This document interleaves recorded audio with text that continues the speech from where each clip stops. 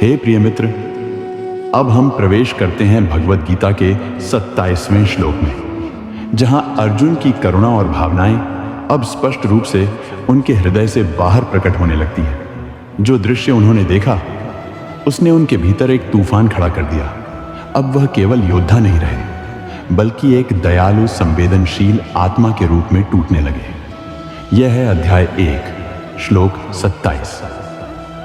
श्लोक 27 संस्कृत में, तान समीक्ष्य कौन्तेयः सर्वान् बन्धून् अवस्थितान् कृपया परयाविष्टो विषीदन्यदं ब्रवीत।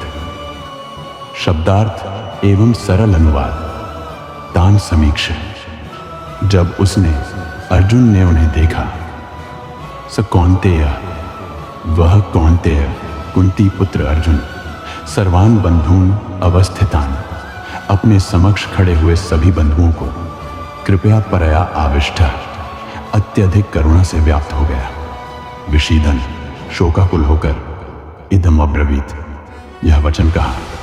भावार्थ, जब अर्जुन ने अपने समक्ष खड़े हुए सभी बंधु बांधवों को देखा तो वह अत्यधिक करुणा से भर गए, शोकग्रस्त हो उठे और उन्होंने यह कहा। भावार्थ विस्तार से।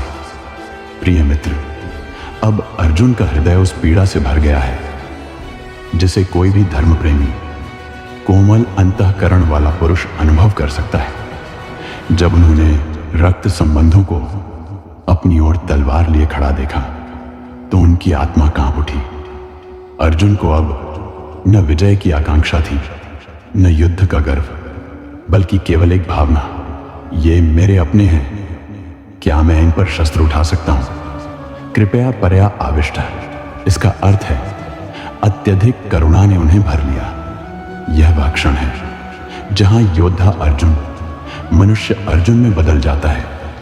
इस श्लोक में छिपा संकेत, जब कोई व्यक्ति धर्म का निर्णय करने के लिए मोह और करुणा से जूझता है तो वह युद्ध से पहले का सबसे बड़ा युद्ध लड़ रहा होता है। अर्जुन इसी युद्ध से गुजर रहे हैं, एक ओर कर्तव्य और दूसरी ओर संबंधों की पीड़ा। लेकिन मित्र, केवल वही आत्मा श्री कृष्ण से गीता सुनने योग्य होती है जो पहले हृदय की गहराई तक उतरती है। इस श्लोक से हमें क्या शिक्षा मिलती है?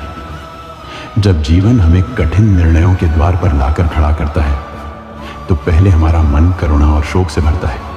यह स्वाभाविक है, परंतु यदि उस क्षण श्री कृष्ण साथ हों तो वह करुणा भी ज्ञान और धर्म में बदल जाती है। अर्जुन की यह स्थिति हमें यह सिखाती है कि एक सच्चे धर्म योद्धा का हृदय कभी कठोर नहीं होता। वह संवेदनशील होता है, पर मोह से बंधा नहीं। जय श्री राधे।